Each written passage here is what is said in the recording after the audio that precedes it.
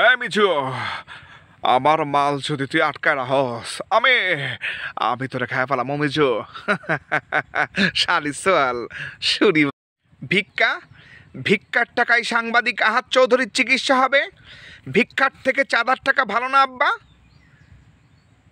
মারব, তুমি নষ্ট হয়ে গেছো মারব। আমার বাড়ি থেকে বের হয়ে যাও। আব্বা, আমি কেন নষ্ট হলাম? আরে ভাই, সবাই থেকে 100-200 ফুলের ভালোবাসা পায়। আমি আমি গরিব বিধায় কি আপনাদের ফুলের ভালোবাসা পাবো না?